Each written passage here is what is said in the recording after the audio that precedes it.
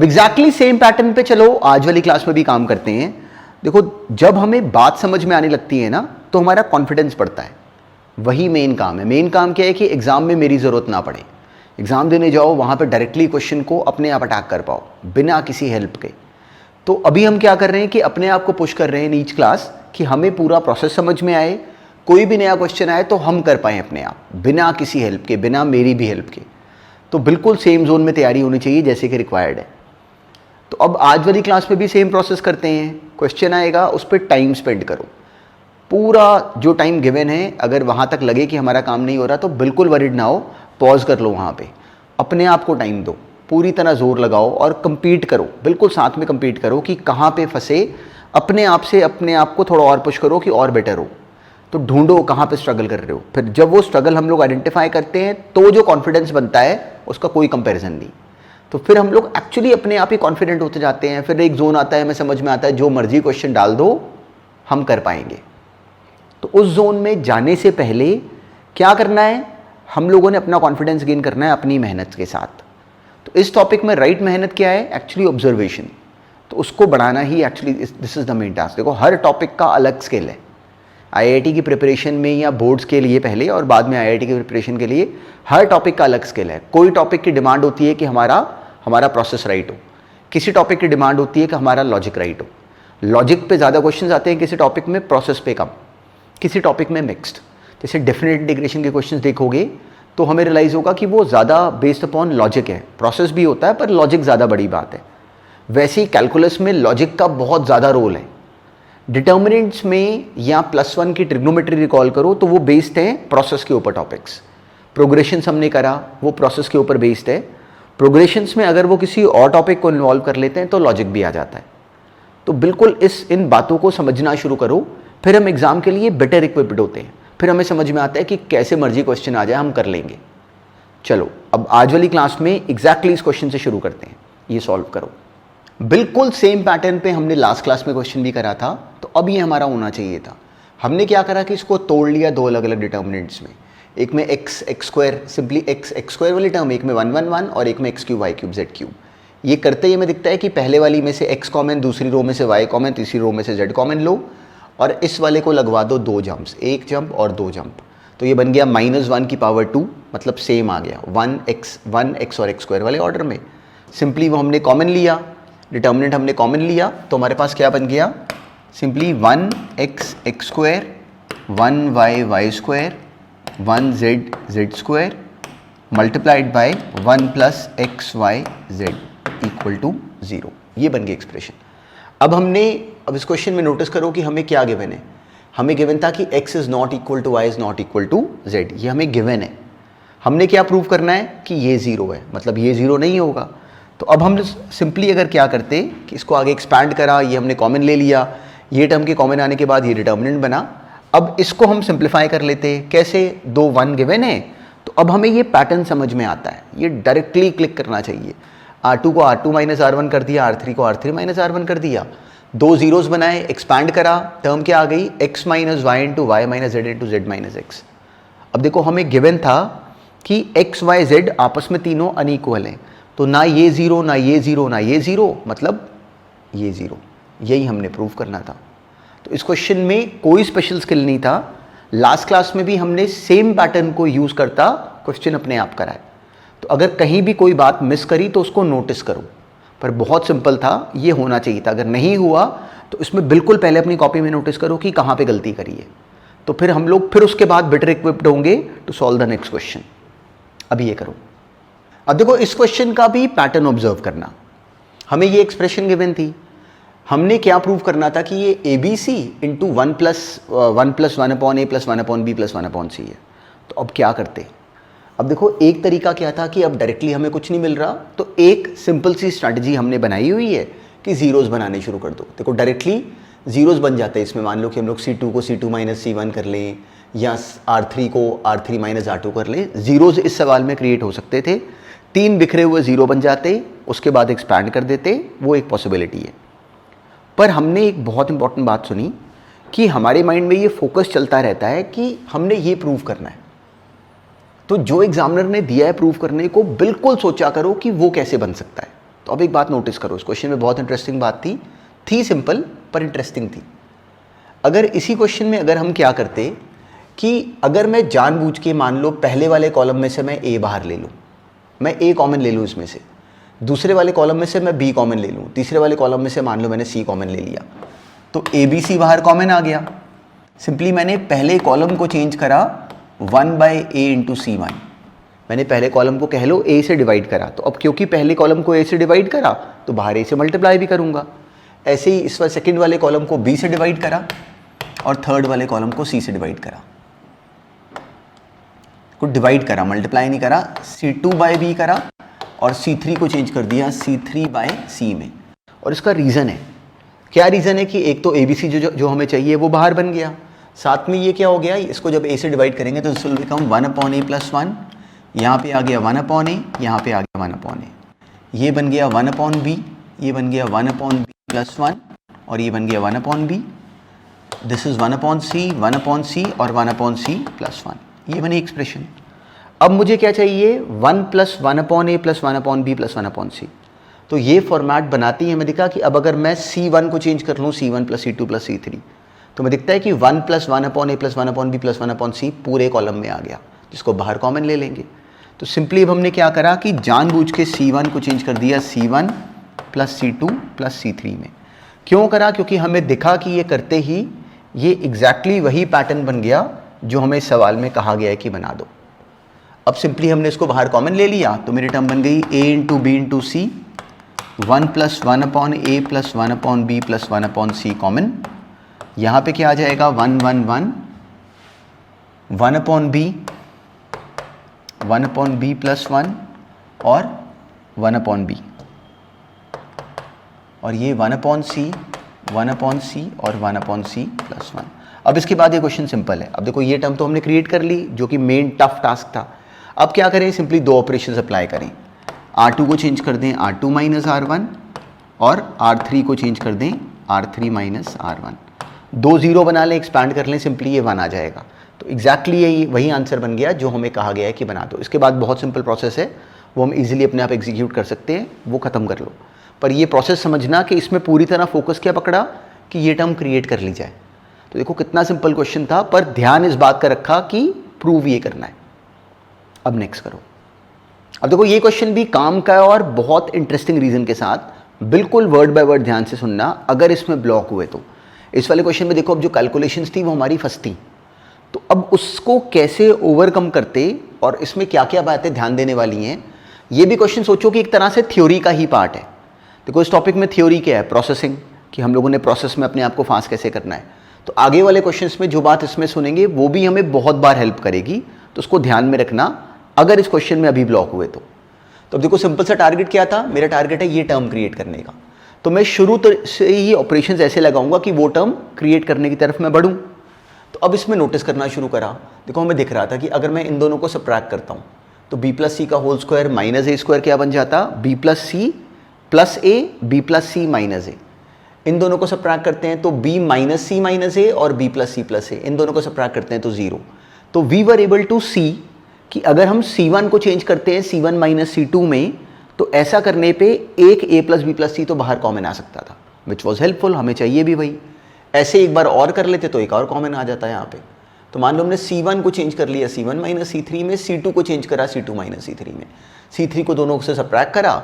उसका रीज़न क्या, सिंपल सा, दोनों में से a + b + c एक तो बाहर आ जाता, तो a + b + c का स्क्वायर तो बाहर आ गया, हमने ये टर्म कर ली क्रिएट। तो अब सारी जहाँ पे इस क्वेश्चन में जहाँ पे ट्रबल आती वो इसके बाद है, अब इसको नोटिस करना और ये लाइन याद रखना। अब जब हमने ये टर्म बना ली, इस टर्म के बनाने के बाद अब मेरा फोकस क्या है, मुझे क्या बनाना है, एक तो 2abc बाहर लेके आना है और साथ में एक a + b + c और बाहर लेके आना है। तो मैं एग्जैक्टली ये सोचने की करूँगा। अब इसमें बहुत बड़ी बात नोटिस करो कि जो जीरोज़ हैं अब की बार वो एक कॉलम में नहीं आए या एक रो में नहीं आए। तो इस रीज़न से नोटिस करो कि जीरो कहाँ पे आ गए, देखो फर्स्ट रो में आ गया, सेकंड रो में आ गया, फर्स्ट कॉलम में आ गया, थर्ड कॉलम में आ गया। तो अपने माइंड में ऐसे इमेजिन करो कि पहली रो, दूसरी रो, पहला कॉलम और दूसरा कॉलम ये इन अ वे ब्लॉक हो गए। मेरे पास फ्री कौन से खड़े हैं, एक थर्ड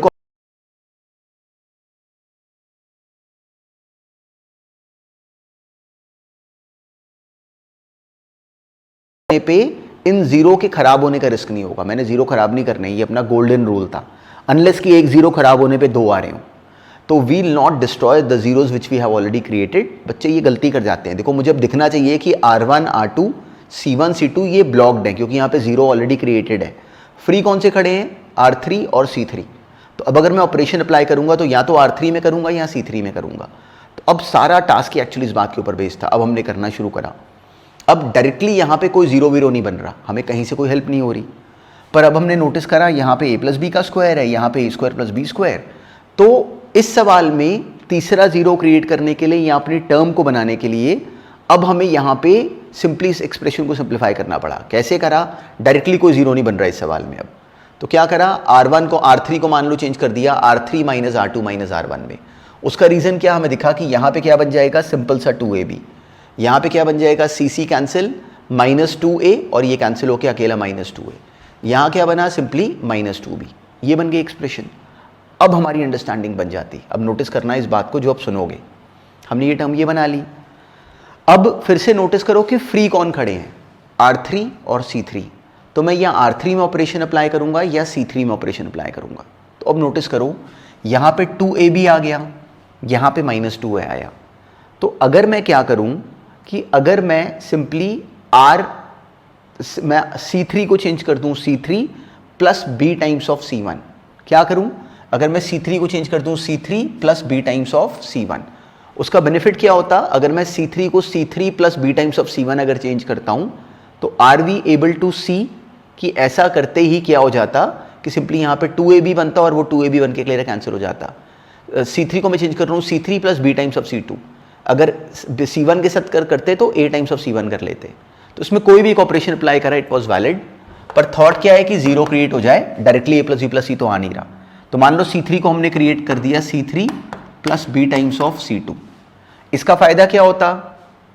ये बन गई term a plus B plus C का square multiplied by b plus C minus A, 0 minus 2b, 0 c plus A minus B and नीचे -2a। यहाँ क्या बना? a square b square plus b times of C2। देखो इसमें अब मैं b times of ये ऐड करने लगा हूँ। तो ये क्या बन जाएगा? b टाइम्स ऐड करने के पे b times of c plus A minus B square, वो कैंसिल हो जाएगा। तो ये आ गया b times of c plus A. ये बन गई टर्म। इसका क्या होगा हमें नहीं पता।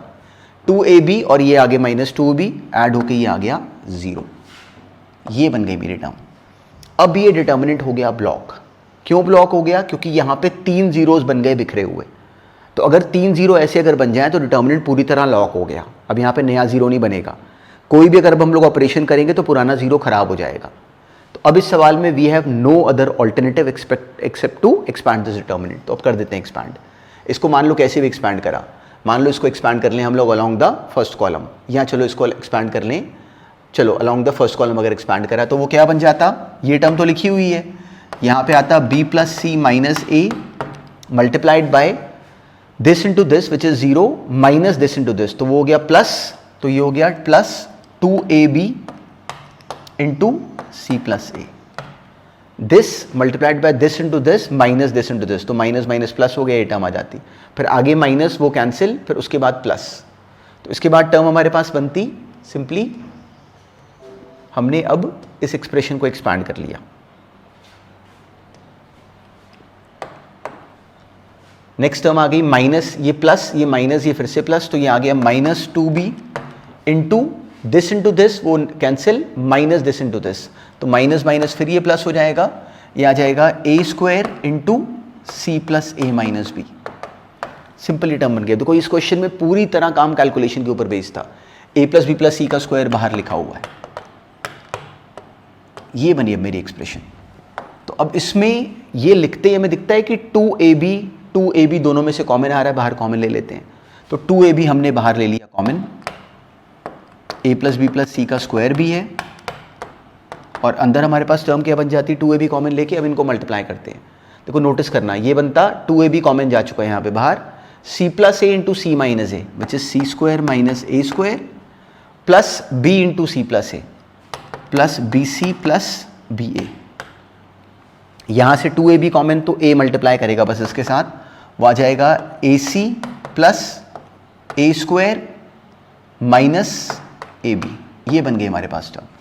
अब ये लिखते ही हमें दिखा कि इससे हुआ क्या, ये माइनस ए बी, ये प्लस ए बी कैंसिल, ये बना माइनस ए स्क्वायर और ये प्लस ए स्क्वायर कैंसिल, ये बना A C plus B C plus C square, इनमें से सी बाहर कॉमन आ गया तो ये बन गया 2abc, साथ में a plus B plus C का होल स्क्वायर, और यहाँ पे c कॉमन लेके c plus B plus A which is again एक और abc। वही हमने प्रूव करना था, 2abc into a plus B plus C का होल क्यूब।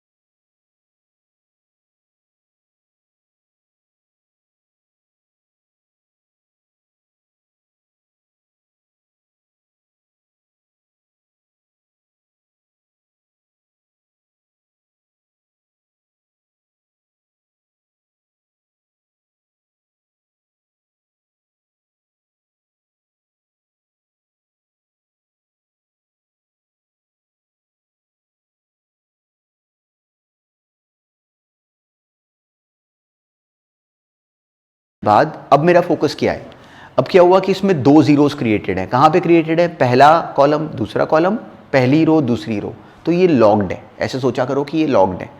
तो फ्री कौन है, R3 और C3। तो अब मैंने R3 या C3 में कोई ऑपरेशन अप्लाई करना है जिससे कि या तो जीरो क्रिएट हो जाए या फिर 1 + a² + b² बाहर आ जाए। तो अब क्या करें, हमें दिखा कि अगर R3 को चेंज कर लेते हैं R3 minus b times of R1 तो यहाँ जीरो बन जाता। देखो सुनो इस बात को, R3 को चेंज कर लें R3 minus b times of R1 तो यहाँ पे जीरो बन जाता। अगर R2 को चेंज कर लें R3 को चेंज कर लें R3 plus a times of R2 तो यहाँ जीरो बन जाता। तो क्लियर है, वो भी एक बेनिफिट था अपने आप में। पर अगर एक बात सोचो तो उसको हम लोगों ने यहाँ पे भी ट्राई करा। हमने R3 को चेंज करते हैं R3 minus b times of R1, तो नोटिस करो ये 1 - a² - b², यहाँ से प्लस 2b² हो जाता। तो ये 1 - a² + b² बन जाता अगर मैं R3 माइनस br1 करूं। अगर मैं R3 प्लस ar2 करता हूं तो यहां पे 1 + a² - b² आ जाता। तो कुछ ऐसा दिमाग लगा सकते हैं कि यहां पे 1 + a² + b² बन जाए। तो अगर मैं R3 को चेंज कर लूं R3 minus br1 plus ar2, अगर मैं R3 को चेंज कर लूं R3 minus br1 plus ar2 तो उसका फायदा क्या होता कि इन अ सिंगल स्टेप हमें यहाँ पे दोनों जीरोज मिल जाते और साथ में 1 + a² + b² यहाँ पे कॉमन निकल आता। उसका बेनिफिट क्या हुआ, डायरेक्टली इसको इस कॉलम में से बाहर लिया, उसका तो क्वेश्चन हो ही गया सॉल्व। ये बन गया 1 + a² + b² का डायरेक्टली क्यूब। अब इसको एक्सपैंड कर लो, वो सिंपली 1 और आ जाता। तो एग्जैक्टली ये हमारी टर्म डेवलप हो गई। पर ये नोटिस करो कि इन सवालों में एग्जैक्टली ये काम है। जिन लोगों को ये टॉपिक नहीं आ पाता उनको ये गलती लगती है कि इस टॉपिक में मेन काम प्रॉपर्टीज़ का पता होना है, वो नहीं है। मेन काम एक्चुअली बिल्कुल ऐसे क्वेश्चन में ऐसे रास्ते पे या यहाँ पे आके ब्लॉक होके ये सोचना है कि अब क्या करें।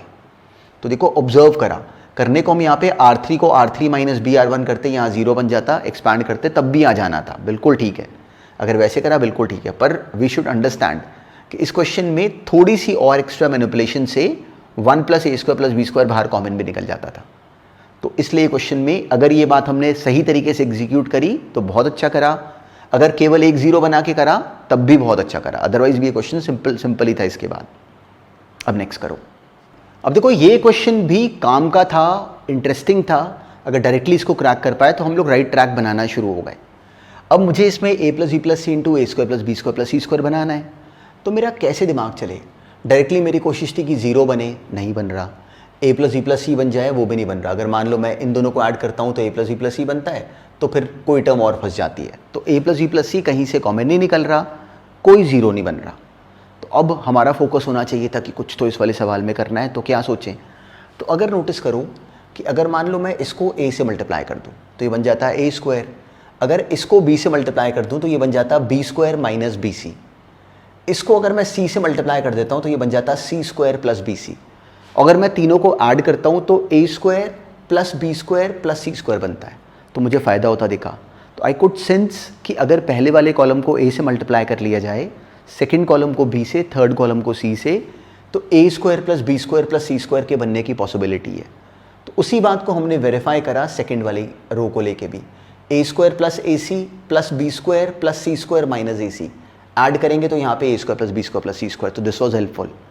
तो अब दो काम कर सकते थे, या तो क्या करें कि पहले कॉलम को एक्चुअली a से मल्टीप्लाई कर दें, अगले को b से, अगले को c से, और बाहर 1/abc कॉमन ले लें, या फिर केवल पहले कॉलम को a से मल्टीप्लाई कर दें, c1 को चेंज कर दें c1 × a में, और बाकियों को कुछ ना करें। बाकियों को सिंपली हम आगे ऑब्टेन कर ही लेते हैं। सिंपली अब हमने c1 को चेंज कर लिया c1 + bc2 + cc3 में।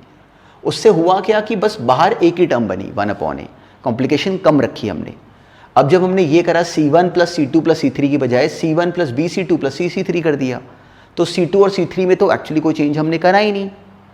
ये बन गई एक्सप्रेशन। इसका फ़ायदा क्या, सबसे बड़ी जो मुश्किल टर्म थी वो हमने 1 सेकंड में बाहर कॉमन निकाल ली।